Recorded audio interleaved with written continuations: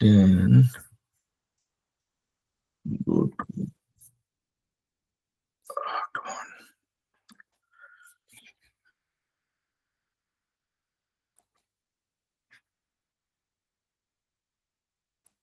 Sir YouTube पर live class नहीं कराते हैं क्या? यूट्यूब पे लाइव नहीं कराते हैं, यहाँ पे ही क्लास कराते हैं, इसको रिकॉर्ड करके यूट्यूब पे इसका वीडियो डाल देते हैं ताकि बच्चे बाद में उसको हम्म, रेफर। वैसे बहुत बेटर रहता सर। व्यू वगैरह भी अच्छा रहता। देखा जाएगा अभी इस तो तरफ मतलब। थोड़ा इस तरफ थोड़ा प्रॉब्लम होता है। कभी कॉपीराइट आ जाएगा तो फिर चैनल खत्म हो जाएगा आपका। नहीं, मेरे को उससे अंतर नहीं पड़ता है, मेरे को चैनल चला करके कोई करोड़पति बनने का प्लान कुछ नहीं है। अल्टीमेटली द अच्छा। गोल इज कि बच्चे कुछ सीखें और उसको यूज कर पाए। कॉपीराइट ऐसा मैंने कोई चोरी का सामान तो रखा नहीं इधर कि कॉपीराइट का प्रॉब्लम होने वाला है, और हुआ भी तो कोई नहीं, अंतर नहीं पड़ता। कॉपीराइट का प्रॉब्लम ये है ना, जो आप नॉर्मल ऐसे पढ़ा के डालते हैं यूट्यूब पे, ठीक है। एंड अनदर पर्सन कोई भी चैनल खोल के डाल सकता है ना आपका, डाउनलोड करके वीडियो। कोई दिक्कत नहीं, करने देते हैं ना। नहीं, जिसके जिसके नियत में जो भी है कर ले, कोई अंतर नहीं पड़ता है। मेरी नियत में कुछ नहीं है। मेरी नियत में एक ही चीज, बच्चे पढ़ रहे हैं, अगर दो चार बच्चे भी अपना रास्ता पकड़ के आगे बढ़ जाते हैं, that is more than enough for me. I don't really have to worry about who steals my videos, who gets views from my videos, whether I'm getting enough video views or likes or not. अंदर नहीं पड़ता है. I don't really care much about that part. Okay. चलिए ठीक है. Let's not digress. The goal is to learn something. So let me quickly share my screen so that we can get going.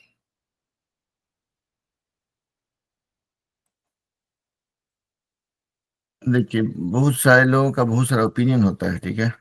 Everybody wants to keep pace with what is happening around us. How do we beat the competition? How we make money? How we make sure that nobody steals anything? मैं थोड़ा निर्मोही आदमी हूँ, मेरे को अंतर नहीं पड़ता सब चीजों से, ठीक है. Can you guys see my screen? Yes sir. Okay, चलिए तो लेट्स मूव ऑन. आज मेरे को धमकी भी मिल गया कि अगर आपका वीडियो का कॉपीराइट का प्रॉब्लम हो गया. कॉपीराइट का क्या प्रॉब्लम, मेरे बोलने पे कोई कॉपीराइट थोड़ी है. ओके, चलिए तो लेट्स मूव ऑन. तो अभी तक जो है हम लोग केमिकल रिएक्शन एंड इक्वेशन की बात कर रहे थे. हम लोगों ने अभी तक बात किया कि भाई केमिकल इक्वेशन क्या होता है, केमिकल रिएक्शन और इक्वेशन में क्या रिलेशनशिप है. Then we also looked at कि केमिकल इक्वेशन को कैसे लिखते हैं and how do we balance it, ठीक है. तो and then we briefly touched upon law of conservation of mass. उसी तरह से law of conservation of energy भी के बारे में हम लोग ब्रीफली टच किया, जो कि that was just only with respect to कि यहाँ पर what is the role that these conservation laws play. तो देखते हैं. हेलो बच्चों, आदर्श नगर से भी सब बच्चे आ गए हैं, तो चलिए स्टार्ट करते हैं फिर, ठीक है. तो अब जो है, there are two more thing that we need to talk about और लर्न. आप लोग व्हाइट स्क्रीन देख पा रहे हो and you are able to follow me, correct? I mean hear me, okay?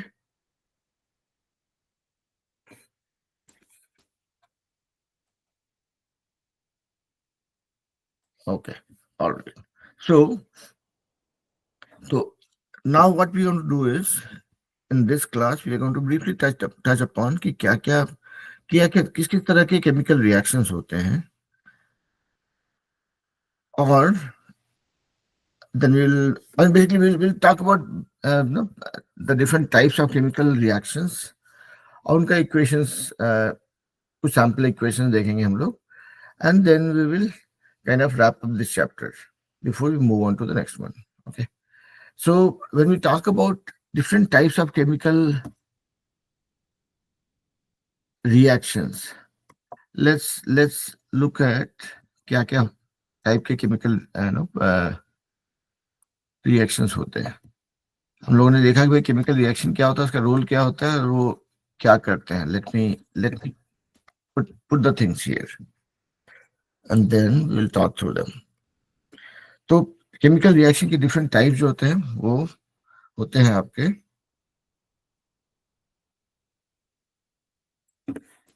एक तो होता है, पहला हो गया आपका कॉम्बिनेशन, दूसरा हो गया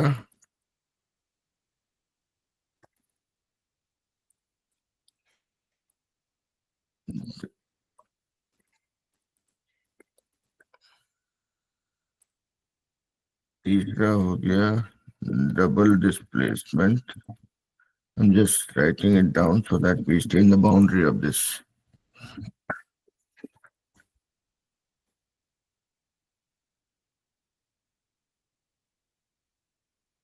लोग आपको याद है एक this one more which I'm missing right now.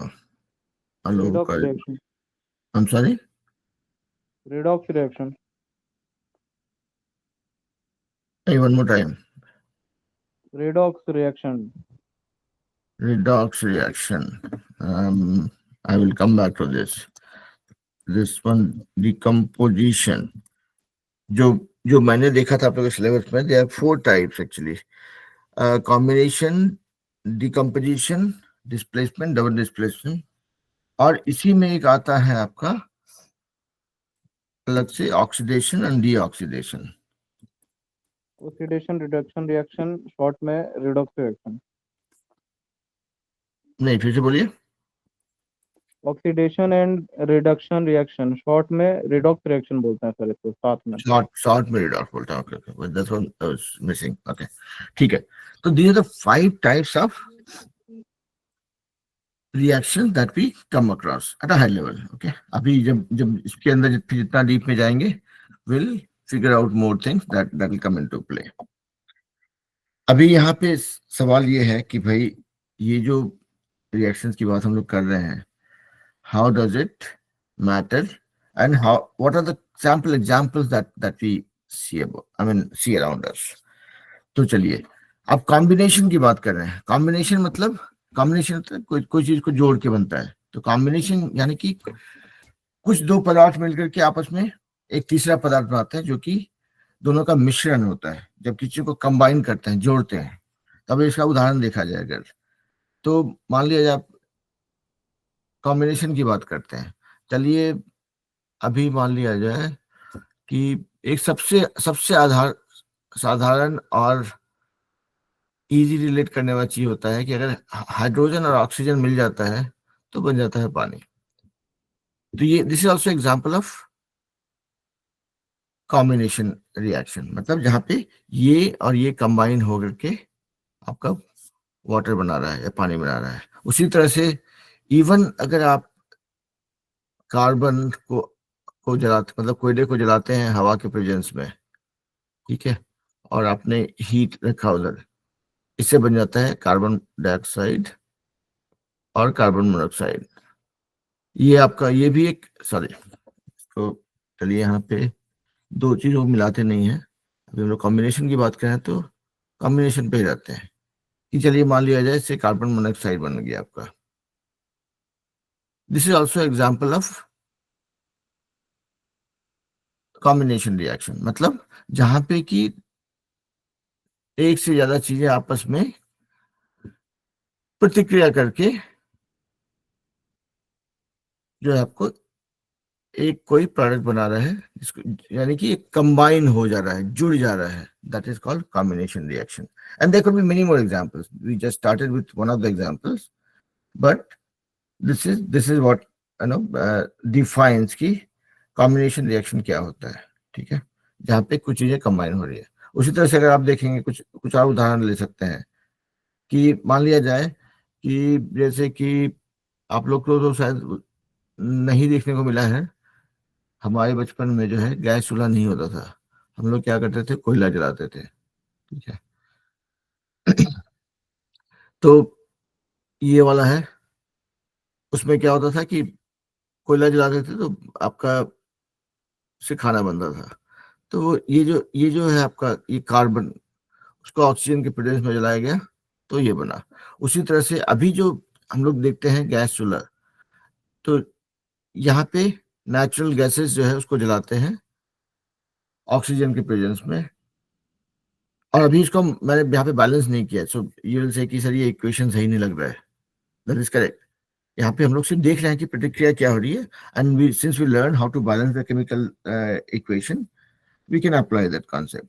ठीक है, तो जब इसे मान लिया जाए कि अब खाना बनाने के लिए गैस चूल्हा ऑन करते हैं, ऑक्सीजन आपकी चारों तरफ है, अगर ऑक्सीजन नहीं है तो गैस चूल्हा काम नहीं करेगा। ठीक है, तो ये जल करके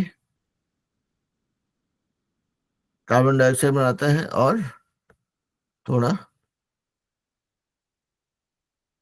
वाटर बनाता है, जो कि जो भाप के रूप में बाहर निकल जाता है। ठीक है, तो यहाँ पर बेसिकली साधारण तरीके से समझा जाए कि भाई कॉम्बिनेशन रिएक्शन की बात करें तो समझिए कि दो चीजें आपस में प्रतिक्रिया करके कुछ चीज बनाती है, और वहां पे देखें आपकी वो जो आपके जो रिएक्टेंट्स है, जो प्रतिकारक है, वो आपस में जुड़ करके कुछ कुछ नया पदार्थ बना रहे हैं, जो कि उनका कॉम्बिनेशन जैसे आपको लगेगा कि वो जुड़ गया है, तो that is what is called combination reaction. तो is this part clear to everybody? आदर्श तरह से बच्चे लोग, Aditi, Alok, everybody clear right? बीच बीच में हाँ ना बोल दिया कीजिए, so that I get the confidence to move on. Okay, screen में बार बार नहीं देखता हूँ, है ना। तो चलिए, तो ये हमने देखा कॉम्बिनेशन रिएक्शन, तो बाकी सफाई थोड़ा कर लिया जाए, then we go back to the next one. अभी आता डिस्प्लेसमेंट। अब डिस्प्लेसमेंट मतलब सिंपल, अगर इंग्लिश के हिसाब से देखा जाए, और ये पूरा पूरा इसको आप इंग्लिश में रिलेट कर सकते हैं। ठीक है, तो अगर इंग्लिश के हिसाब से देखा जाए, डिस्प्लेस करना बोलता है कि इसको हटा दो, इसको हटाना और डिस्प्लेस करने में अंतर क्या है कि हटाना मतलब when you remove something, displacement में होता है किसी चीज से रिप्लेस करना, मतलब अ, मान लिया जाए आपको यहाँ पे, चलिए ए और बी था, आपने क्या किया कि भाई चलो इसमें से कुछ चीज निकाल के इसमें डाल दिया, या इसमें से कुछ चीज निकाल के इसमें डाल दिया, that is what is called displacement reaction. मतलब कुछ चीज को डिस्प्लेस कर दिया, मतलब किसी चीज से मतलब बदल दिया। तो अगर उसका एग्जाम्पल देखना चाहेंगे तो चलिए, लेट मी क्लीन इट। ये भी पंगा ये होता है कि आप जगह थोड़ा सा स्क्रीन पे कम ही रहता है। तो अगर आप डिस्प्लेसमेंट की बात करेंगे तो चलिए एक सिंपल सा एग्जाम्पल लिया जाए। मान लिया जाए कि आपका एक आयरन का कील है, या चलिए इसको अभी अभी रिएक्शन इक्वेशन से देखते हैं, then will come to what is example. तो Fe जो है ये आयरन का सिंबल होता है। ठीक है, तो अगर आयरन को अगर हम लोग मान लिए कॉपर सल्फेट सॉल्यूशन में डाल देते हैं, कॉपर सल्फेट मतलब कॉपर या तांबा, सल्फर और ऑक्सीजन का कॉम्बिनेशन, ये ठीक है, कॉपर सल्फेट। ठीक है, उसके इसके सॉल्यूशन में डाल देते हैं और उसको रिएक्ट कराते हैं in the influence of heat. तो इसलिए हीट का जरूरत भी नहीं पड़ेगा, ये अपने आप रिएक्ट कर जाएगा ये। ठीक है, तो अगर इसके संपर्क में लाकर उसको रिएक्शन कराते हैं तो बन जाता है आपका आयरन सल्फेट, और बन जाता है कॉपर। तो यहाँ पे देखिए क्या हुआ, ये जो सल्फेट था SO4, सल्फर ऑक्सीजन का कॉम्बिनेशन, सल्फेट जो था वो अलग हो गया यहाँ से और जाके इसके साथ जुड़ गया, तो यहाँ से डिस्प्लेस होके इसमें चला गया। अब देखिए अगर तो यहाँ से डिस्प्लेस होके इसके उस पे, तो ये हो गया आपका, ये एक एग्जांपल है डिस्प्लेसमेंट का। कि आयरन था अलग से, कॉपर सल्फेट था, मतलब ये एक मेटल है आयरन, ये कॉपर दूसरा मेटल है, कॉपर के साथ ये कॉपर सल्फेट सॉल्यूशन था। ठीक है, यहाँ पे जब इसको आपस में प्रतिक्रिया कराते हैं तो क्या होता है कि सल्फेट जो है यहाँ से डिस्प्लेस होके इसमें जुड़ जाता है और ये कॉपर अलग हो गया। तो this is example of displacement, कि ये चीजें आपस में प्रतिक्रिया करके एक चीज, एक कंपोनेंट, एक एलिमेंट एक सॉल्यूशन से डिस्प्लेस होकर दूसरे में जाकर के कुछ और बना देता है। तो this is example of displacement reaction. उसी तरह से आप बहुत कुछ अलग अलग एग्जांपल सोच सकते हैं, थोड़ा सफाई करके बना सकते हैं। तो एक तो ये आपने देखा, उसी तरह से मान लिया जाए कि कुछ और एग्जांपल ले सकते हैं। उसी तरह से अगर आप मान लिया जाए कि आप चाहें तो आयरन की जगह पे दूसरा मेटल ले सकते हैं कि भाई चलिए आयरन नहीं, उसको दूसरा हमको मिला कि आयरन के बदले में जिंक। हम लोग जिंक की बात कर रहे थे कल, जो एक चमकीला सा मेटल होता है जो यूज करते हैं। तो अगर आयरन की जगह पे मतलब लोहे की जगह पे अपने जिंक लिया, अगर उसको कॉपर सल्फेट ऐड किया तो रिएक्शन कराया या तो उससे भी कुछ इस तरह का कार्यक्रम होता है। तो यहाँ पे वही सेम चीज हुआ कि यहाँ से सल्फेट, कॉपर से जो सल्फेट पार्ट था, ये वाला पार्ट यहाँ से निकल के इसके साथ चिपक गया और कॉपर अलग हो गया। तो यहाँ पे ये चीज यहाँ से डिस्प्लेस होकर के यहाँ चली गई। तो this is example of displacement reaction. तो यहाँ पे क्या हुआ कि आपने देखा कि भाई एक चीज एक जगह से डिस्प्लेस हुई या दूसरी जगह पे चली गई। तो यहाँ पे ये एक अलग था और ये अलग, अभी ये अलग हो गया। This is example of displacement कि भाई इसका सामान इससे जा करके इसमें चला गया। सिमिलरली अगर आप देखेंगे डबल डिस्प्लेसमेंट की अगर बात करें तो उसमें क्या हुआ कि इससे निकल के कुछ, यहाँ पे वो एग्जांपल मैं देता हूँ अभी, यहाँ से निकल के इसमें चला जाएगा और इससे निकल के इसमें चला जाएगा, मतलब दोनों जगह पे डिस्प्लेसमेंट हुआ। जिंक के साथ भी डिस्प्लेसमेंट, सल्फर के साथ डिस्प्लेसमेंट, ऐसा कुछ एग्जांपल होता then that would have been double displacement method, double displacement reaction. आप लोग सबके मेरे साथ हैं अभी तक, क्या आप लोग बोर हो रहे हैं? कोई अदिति या दस नगर से बच्चे लोग, एवरीबॉडी इतनी so far? Yes sir. Okay, लंचू, good morning good sir. Evening बेटा। तो हम लोगों ने देखा कि भाई तो अंशु हम लोग ने जो कल पढ़ाई की थी उसी को आगे बढ़ रहे हैं हम लोग। आज इस चैप्टर में जो बचा है वो ये पांच पांच चीजों को समझने की कोशिश कर रहे हैं कि भाई अभी तो हमने देखा कि भाई केमिकल इक्वेशन क्या होता है, केमिकल रिएक्शन क्या होता है, दोनों का आपस में रिलेशनशिप क्या है। Then we learn how to balance chemical equation. वो भी सिंपल मैथ ही होता है कि एज लॉन्ग एज आप जो है समझ पा रहे हैं कि क्या क्या चीज आपस में प्रतिक्रिया कर सकती है, तो कैसे आप नंबर, जो उसके नंबर ऑफ एटम्स है उसको कैसे आप बैलेंस करते हैं, मतलब परमाणुओं की संख्या को कैसे बैलेंस करते हैं, तो वो हमने देखा। उसके बाद लास्ट चीज है इस चैप्टर में समझने के लिए, वो है कि अलग अलग क्या है, वो अलग अलग तरह के केमिकल रिएक्शंस जिसको कि हम लोग समझना चाह रहे थे। तो पहला था कॉम्बिनेशन, जहाँ पे कि सॉरी, यहाँ पे हमने देखा कि भाई दो चीजें मिलकर के तीसरी चीज बना रही है कि कंबाइन होंगी, जुड़ गई, तो कॉम्बिनेशन रिएक्शन था। फिर डिस्प्लेसमेंट रिएक्शन देखा कि जहाँ पे एक पदार्थ, एक एक रिएक्टेंट का कुछ पार्ट निकल के दूसरे में जुड़ जाता है, यानी कि एक जगह से दूसरे डिस्प्लेस हो गया, तो दैट इज डिस्प्लेसमेंट रिएक्शन। अभी हम लोग आ रहे हैं डबल डिस्प्लेसमेंट। तो डबल डिस्प्लेसमेंट की जब बात करेंगे तो इसमें भी डिस्प्लेसमेंट होगा, लेकिन दो जगह पे डिस्प्लेसमेंट होगा। अगर मान लिया जाए, एक एग्जांपल लिया जाए कि सोडियम सल्फेट, ठीक है, और बेरियम क्लोराइड, दो दो पदार्थ है। आगे अगेन आप लोग अगर इसमें से कुछ लगे कि थोड़ा क्रिप्टिक है, भारी भरकम कीजिए, समझिए कि ये पदार्थ है, ये सोडियम है, ये सल्फेट है, ये बेरियम एक पदार्थ है, ये क्लोरीन का मिलके बेरियम क्लोराइड बना है, ठीक है। इसका रिएक्शन हो रहा है। अभी हम लोग सिर्फ समझने की कोशिश करें कि डबल डिस्प्लेसमेंट का मतलब क्या होता है, उसका एग्जांपल दे रहे हैं। जैसे हम लोग और डीप जाते जाएंगे, we will probably be able to understand things better. तो यहाँ पे पहला डिस्प्लेसमेंट हमने देखा कि एक जगह से सल्फेट निकल के दूसरे में जुड़ गया। यहाँ पे देखिए, अगर ऐसा हो कि ये यहाँ से निकल के इसमें जुड़ जाए और ये इससे निकल के इसमें जुड़ जाए, तो ये डिस्प्लेसमेंट और ये displacement, that is double displacement. तो चलिए यहाँ पर इसका इक्वेशन कुछ ऐसा होगा, Na2SO4 से बन गया, मान लिए हम लोग बोल रहे थे कि भाई चलिए सोडियम क्लोराइड बन गया और बेरियम सल्फेट बन गया, ठीक है।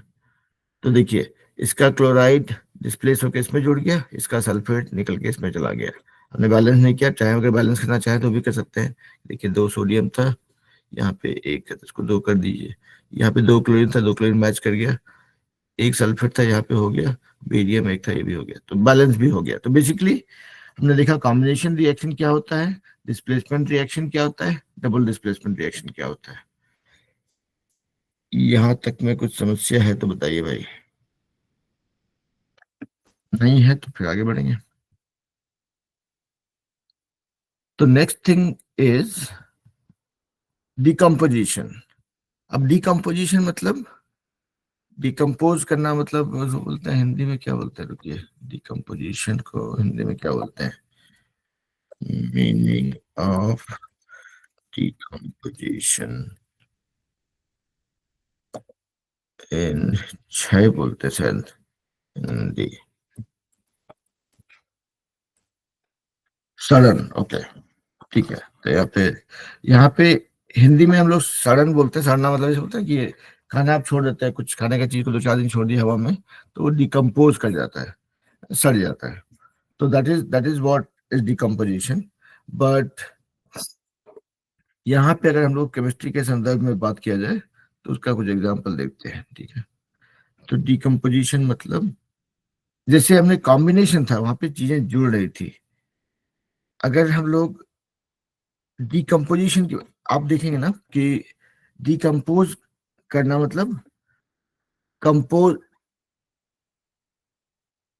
कंपोजिशन में जुड़ता है, डिकम्पोजिशन मतलब टूट टूट जाता है, ठीक है। तो let's look at few examples here. मान लिया जाए कि आपके पास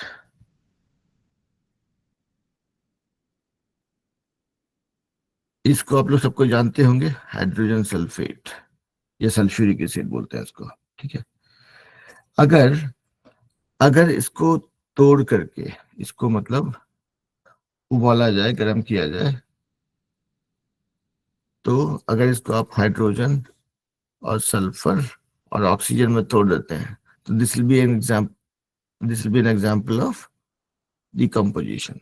उसी तरह से मान लिया जाए कि आपके पास come on, उसी तरह से मान लिया जाए आपके पास दूसरा एक सॉल्यूशन है, फेरस सल्फेट। इसको मान लिया जाए आप इसको हीट के साथ में, मतलब इसको हीट करते हैं या उबालते हैं, आयरन अलग कर दिया आपने,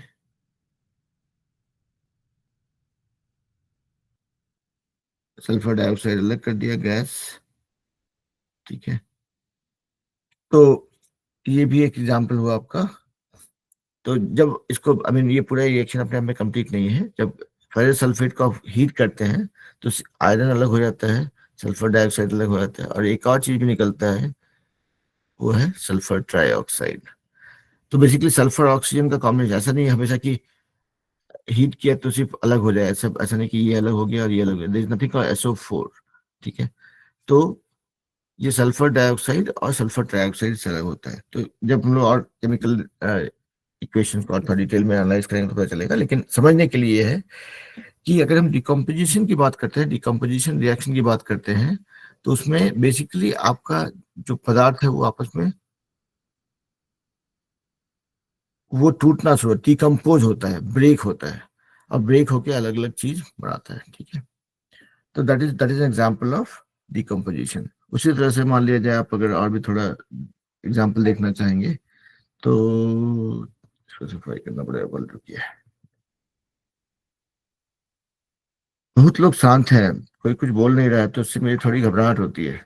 आलोक भी चीजें जवाब देते हैं, आदर्श का से बच्चा लोग, अदिति, अंशु, आप लोग फॉलो कर पा रहे हैं बेटा, या I am just moving way too fast? सबको मेरे साथ है? अदिति, आदर्श नगर से बच्चा लोग, अंशु, आलोक का तो मुझे एक्नॉलेजमेंट मिल रहा है बीच बीच में, बाकी लोग चुपचाप हैं। ओके, चलिए।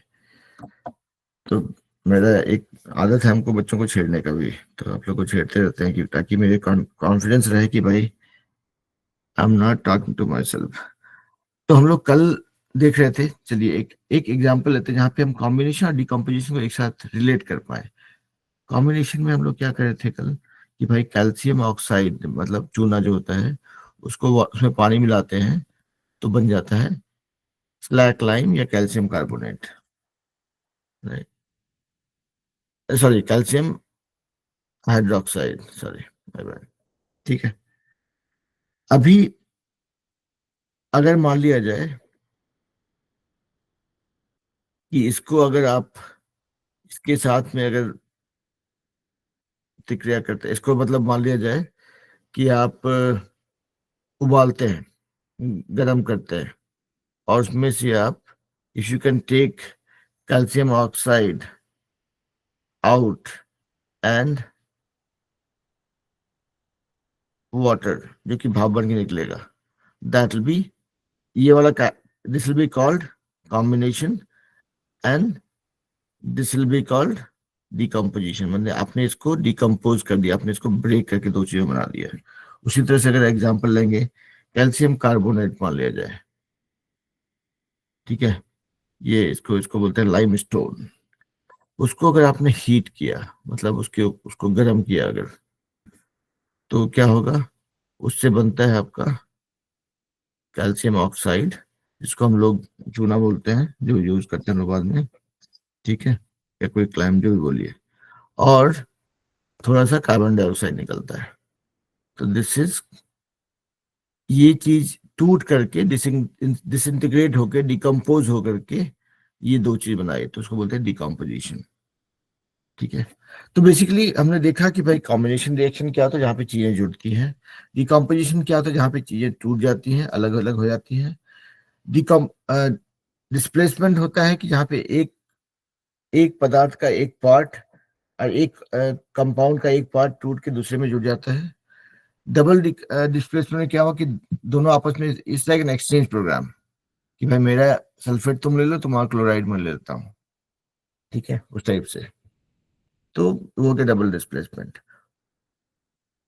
ओके, अब आप लोग कहें कि सर हम लोग जो बात करते हैं डिकम्पोजिशन का, कि भाई खाना डिकम्पोज हो जाता है, खराब हो जाता है, तो वहां पे भी आप देखेंगे डिकम्पोजिशन, हम जो खाना खाते हैं दोज आर मोस्टली नो, क्या बोलेंगे उसको, आपका जैसे एग्जाम्पल है ग्लूकोज, हमारे खाने में सबसे बड़ा चीज होता है glucose, hydrocarbon, basically carbon hydrogen और ऑक्सीजन का कॉम्बिनेशन रहता है, ठीक है। तो वो जो ग्लूकोज रहता है, उसको उसको ब्रेक करके, जैसे कार्बन बन गया, हाइड्रोजन निकल गया आगे, या हाइड्रोजन ऑक्सीजन मिला के कुछ भाप निकला, that is that is the process of decomposition, which will talk more in detail कुछ एग्जांपल के साथ में, कि भाई डिकम्पोजिशन कैसे हो रहा है वहां पे, ठीक है। तो बेसिकली कुल मिला के कॉन्सेप्ट यही है कि आप जब चीजों को तोड़ते हैं, अलग अलग करते हैं, दैट इज कॉल्ड डिकम्पोजिशन, जो कि हमारे रियल लाइफ में अपने आसपास भी दिखता है, और कुछ चीज हम लेबोरेटरी में भी सिमुलेट करते हैं, ठीक है। अब आता है ऑक्सीडेशन, डीऑक्सीडेशन। तो ऑक्सीडेशन मतलब ऑक्सीजन जोड़ना, डीऑक्सीडेशन मतलब ऑक्सीजन हटाना किसी चीज से। तो तो अब उसका एग्जाम्पल देखा जाए कुछ, कि भाई ऑक्सीडेशन और रिडक्शन या डीऑक्सीडेशन जो है, वो हमारे आसपास होने वाला मतलब एग्जाम्पल्स है, जो which we see very often. अब देखिए, आप लोगों ने देखा होगा, कहते हैं कि भाई अरे लोहा का टुकड़ा एक रखा हो तो बाहर में बहुत दिन तक जंग लग गया। तो जंग क्या लगता है, एक्चुअली हमारे आसपास ऑक्सीजन है, वो आपस में, तो लोहे का मान लिया जाए, आपने एक लोहे का रॉड है आपका, ठीक है, इसको आपने रखा हवा में, रखा 2 महीना, 4 महीना, 6 महीना, ठीक है, रखा इसको। कुछ टाइम के बाद क्या देखते हैं कि जो उसका सरफेस है, उसके ऊपर थोड़ा सा नहीं था, थोड़ा रफ सा सरफेस बना था, उसको उसको बोलते हैं कोरोजन, या यहाँ पे केमिकल टर्म में हम लोग बोल सकते हैं उसको ऑक्सीडेशन। हुआ क्या कि जो हवा में जो ऑक्सीजन है उसके संपर्क में आता है, कांटेक्ट में आता है, और उसके साथ में रिएक्शन करता रहता है। That is a slow reaction, क्योंकि हमने मतलब अलग से कुछ प्रेशर नहीं डाला उसके ऊपर, नहीं हीट दिया है, नहीं और कोई ट्रीटमेंट किया इसके साथ में। तो ये स्लो प्रोसेस में रिएक्शन करता रहता है इसके साथ में, और जो है ये बनाता है आपका आयरन ऑक्साइड। तो बेसिकली ये क्या हुआ कि लोहे के साथ में ऑक्सीजन प्रतिक्रिया करते रहा नॉर्मल टेम्परेचर पे, और ये बनाया, इसको बोलते हैं कोरोजन या ऑक्सीडेशन। उसी तरह से अगर मान लिया लोहे के बदले में कॉपर रखते तो कॉपर के साथ भी वैसा ही होता है। कॉपर को मान लिया जाए ऑक्सीजन के साथ रख के मान लिया तो थोड़ा हीट लगेगा हो सकता है, अगर आपको जल्दी इसको ट्रीटमेंट देखना है अगर, ठीक है। तो क्या बनता है, कॉपर ऑक्साइड, कॉपर और ऑक्सीजन मिलके, तो ये कॉम्बिनेशन रिएक्शन भी है, ऑक्सीडेशन भी है। That is how you can relate it, ठीक है। तो नथिंग न्यू अबाउट इट। तो ये हो गया आपका एग्जाम्पल ऑक्सीडेशन का। तो मोस्टली आप ऑक्सीडेशन की बात करेंगे तो वो प्रतिक्रिया होती है जबकि कोई भी पदार्थ के साथ में, चाहे वो कॉपर हो, चाहे आयरन हो, चाहे जिंक हो, जो भी मेटल आप देखते हैं, सबका अपना अपना रिएक्ट करने का एक तरीका होगा। उसको अलग अलग लेवल ऑफ ट्रीटमेंट चाहिए होगा, कौन कितना एक्टिव है, कौन कम एक्टिव है, डिपेंडिंग ऑन दैट। बट हर चीज जो ऑक्सीजन के प्रेजेंस में आती है वो ऑक्सीजन के साथ में रिएक्ट करने की कोशिश करती है, और ऑक्सीजन हमारे चारों तरफ है, ठीक है। तो ये चीजें इसके साथ में रिएक्ट करके उसको जो है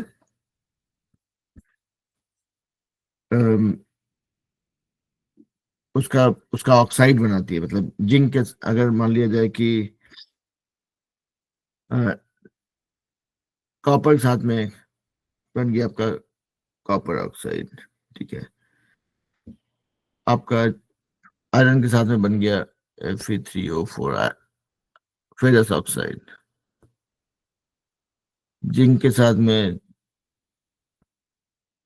जिंक ऑक्साइड का क्या होता है फॉर्मूला, आलोक अंशु की जो याद है, से again, Zn2O। Zn2, yes sir. Zn2 होता है, Zno होता है actually, as I remember Zn। Zno होता है शायद, हाँ हाँ एक बार सॉरी चेक कर लेंगे, ठीक है। सर, Zn होता है शायद। हाँ करेक्ट। तो एनीवेज मतलब अभी उसके लिए परेशानी की जरूरत नहीं है, because when we go into the depth of chemical reaction will figure it out. But anyways कुल मिला के मुद्दा ये है कि चीजें ऑक्सीजन के संपर्क में आती हैं, कभी हीट के साथ में, कभी कम हीट में, कभी नॉर्मल रूम टेम्परेचर पे रिएक्ट करती रहती है स्लोली, और उसका उसका ऑक्साइड बना देती है, यानी कि उसके ऑक्सीजन के साथ में प्रतिक्रिया करती है, उसके सरफेस के ऊपर में, जो सरफेस के टच कांटेक्ट में आता है वहां पे उसका एक लेयर बनता है। इसको हम लोग मोस्टली कोरोजन या ऑक्सीडेशन बोलते हैं, ठीक है। तो ऑक्सीडेशन ये केमिकल रिएक्शन है, उसको प्रैक्टिकल टर्म्स में टर्म दिया गया भाई कोरोजन, यानी कि ये था कि कोरोजन को हिंदी में क्या बोलते हैं, कोरोजन का भी हिंदी मीनिंग होता है, जंग लगने की प्रतिक्रिया को ही बोलते हैं कोरोजन शायद से, लेट मी चेक इट। जंग, हाँ, कोरोजन को जंग लगने की प्रक्रिया ही बोलते हैं, ठीक है। तो ये हो गया ऑक्सीडेशन। अभी मान लिया जाए कि आपको बोला जाए भाई रिडक्शन क्या होता है, तो ऑक्सीडेशन में ऑक्सीजन ऑक्सीजन जुड़ जाता है, रिडक्शन में ऑक्सीजन निकल जाता है। अब मान लिया जाए आपका कॉपर ऑक्साइड था, ठीक है, उसके साथ आपको अपने कहा कि भाई मेरे को कॉपर प्योर चाहिए, ऑक्सीजन मेरा जो जुड़ गया उसके साथ में, उसकी जरूरत मुझे नहीं है। तो आप क्या करेंगे, इसको हाइड्रोजन के संपर्क में लाएंगे, मतलब हाइड्रोजन के साथ में रिएक्ट कराएंगे और उसको हीट करेंगे उसको। मतलब एक मान लिया जाए एक बीकर में आप या ये एक टेस्ट ट्यूब में आपने कॉपर ऑक्साइड दिया थोड़ा सा, उसमें हाइड्रोजन गैस पुश किया और उसको, मान लीजिए आपका ये टेस्ट ट्यूब है, ठीक है, इसमें आपने कॉपर ऑक्साइड दिया थोड़ा सा, ये वाला चीज, उसके ऊपर ऑक्सीजन थोड़ा स्प्रे कर दिया और नीचे से आपने इसको हीट किया। तो क्या होगा कि यहाँ पे हाइड्रोजन और ऑक्सीजन का अच्छा एफिनिटी होता है आपस में, ठीक है। उसको जब भी मौका मिलता है वो जुड़ जाते हैं, and will learn about that also कि क्यों उनकी एफिनिटी ज्यादा होती है, ठीक है। उसको कम हीट में ही थोड़ा सा उसको अगर एक्टिव करेंगे आप, तो हाइड्रोजन फटाफट जाके ऑक्सीजन ढूंढ लेता है अपने लिए, मैच मेकिंग प्रोसेस है इनका। तो जुड़ के पानी बना दिया, क्योंकि हीट हो रहा है तो गर्मी मिलने से वहां बन के ये गैस बन के निकल जाता है इसमें, ठीक है। और आपको ऑक्सीजन निकल गया, उसके पास बच गया कॉपर, ठीक है। तो ये हो गया आपका रिडक्शन। ऑक्सीडेशन में ऑक्सीजन जुड़ता था, यहाँ पे ऑक्सीजन निकल गया। This is an example of reduction reaction, या इसको डीऑक्सीडेशन भी बोल सकते हैं, ठीक है। तो हर जगह पे जैसे आपने जितना भी हम लोगों ने एग्जाम्पल देखा ऑक्सीडेशन का, उसका उल्टा सोचेंगे तो दैट इज कॉल्ड रिडक्शन। ठीक है, तो ये है आपका डिफरेंट क्या बोलते हैं, different types of reactions that will come across. और अगेन अगर आप लोग सोच रहे हो कि सारा रिएक्शन हो गया, हम लोग सीख गए सब कुछ, तो हमने नहीं सीखा है अभी। We have just learn different types of reactions. ये बोलते हैं स्टेपिंग स्टोन है एक्चुअली, कि भाई आपने अपनी जर्नी शुरू की कि भाई केमिकल रिएक्शन के बारे में जानना है, तो किस किस किस तरह के केमिकल रिएक्शंस होते हैं, केमिकल इक्वेशन को बैलेंस करने का मतलब क्या होता है, how do we make sure that conservation of mass is taken into account. बोलते हैं कि जैसे कि ऊर्जा कभी खत्म नहीं होती है, ऊर्जा एक रूप से दूसरे रूप में कन्वर्ट हो जाती है। उसी तरह से मास भी कभी गायब नहीं होता। ऐसा नहीं है कि आज आपका टीचर पढ़ा रहा है, कल आपका गायब टीचर गायब हो जाएगा। जब तक जिंदा रहेंगे तो मेरा मास बचा रहेगा, ठीक है। जब नहीं रहेंगे तो I will convert into some other form. मतलब भूत बनने के अलावा बोल रहा हूँ कि the mass that I have in my body that will convert to some other form, जो कि नहीं दिखेगा, जो पढ़ा नहीं पाएगा, लेकिन मास गायब नहीं होता है। ठीक है, so so this is the example of conservation of mass. तो conservation of mass, conservation of energy जो है, these are the concept that will run with us in parallel जब भी हम लोग कुछ सीखेंगे। अब जैसे यहाँ पे देखिएगा कि ये देखिए, मान लीजिए कॉपर ऑक्साइड और हाइड्रोजन को हीट दिया गया, मतलब कहीं से एक्स्ट्रा हीट दिया गया। ये एनर्जी, हीट क्या है, एनर्जी है। तो यहाँ पे आपका कॉपर ऑक्साइड से कॉपर बन गया, तो एक कॉपर था, एक कॉपर, ठीक है, मास यहाँ बचा कॉपर का। एक ऑक्सीजन था, एक ऑक्सीजन, वो भी बचा हुआ है।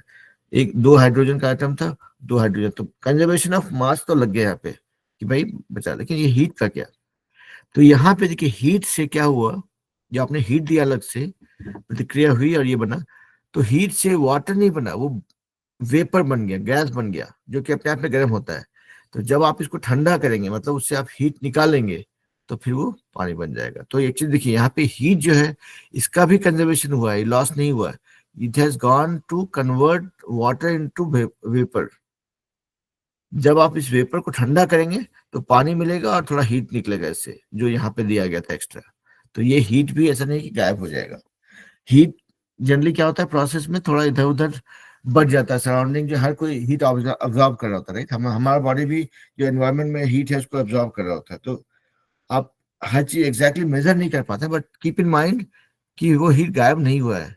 As long as we can make sure कि वो कहीं इधर उधर मिस नहीं हो रहा है। मतलब जैसे 2 रुपया लेके हम घूम रहे हैं, उसमें से 25 पैसा अगर कहीं और खर्चा किए तो 1 रुपया 75 पैसा बचा हुआ है। अगर आपका पॉकेट में छेद नहीं है तो पूरा 1 रुपया 75 पैसा बचा रहेगा।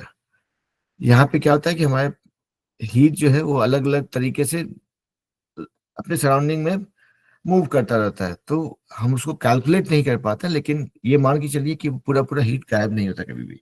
You can always get it back as long as you are not letting it go, or if you are not missing part of it to some other means.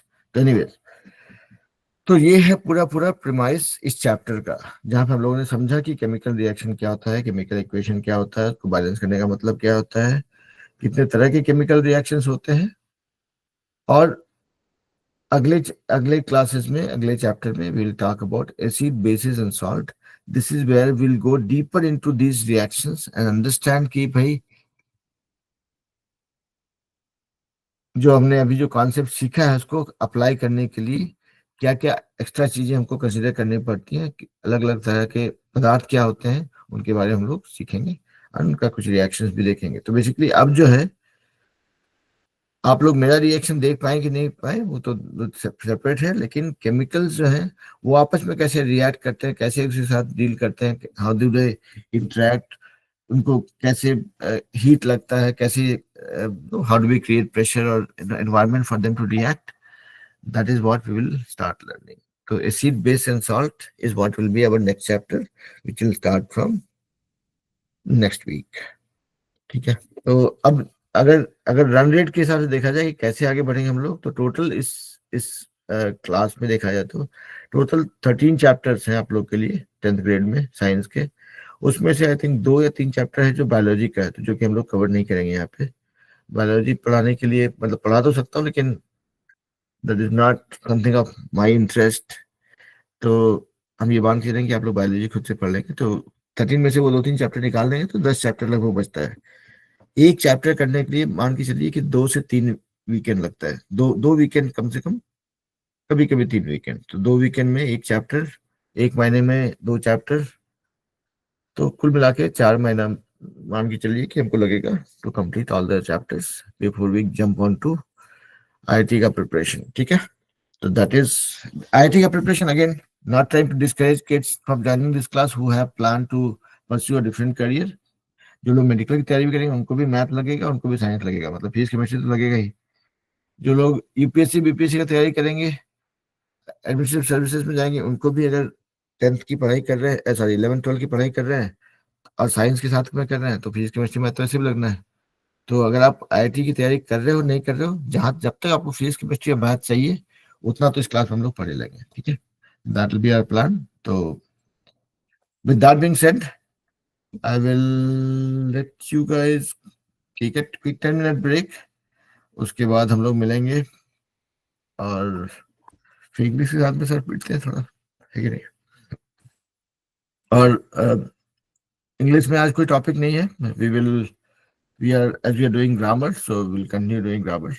तो सेंटेंस बनाना आप लोग सीखते हैं, प्रैक्टिस करते रहते हैं। Let's keep looking at the grammar aspect of it. तो हमने बात किया था कि अगले 1-2 महीने हम लोग थोड़ा ग्रामर के साथ में माथापच्ची करेंगे। Will keep on applying grammar concepts to make the sentences and make the sentence in the right वे।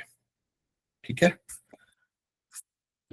अदिति को मेरे से कंसर्न था कि सर आपका लैपटॉप में जो है स्क्रीन नहीं काम करता है, तो क्लासरूम में कर दीजिए। तो आप लोग के लिए लैपटॉप भी चेंज हो गया है। I hope this laptop is working fine. तो जब भी जा सके हम लोग क्लासरूम में अभी भी जा सकते हैं, कोई दिक्कत नहीं उसके लिए, है ना।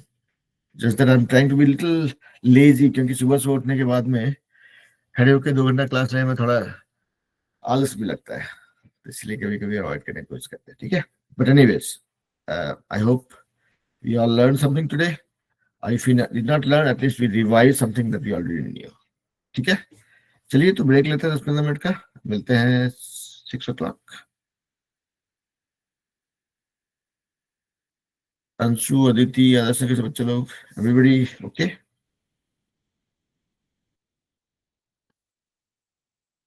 ओके, ठीक है, चलिए तो 10 मिनट का ब्रेक लेते हैं, then will meet at 6 o'clock। ठीक है, चलिए,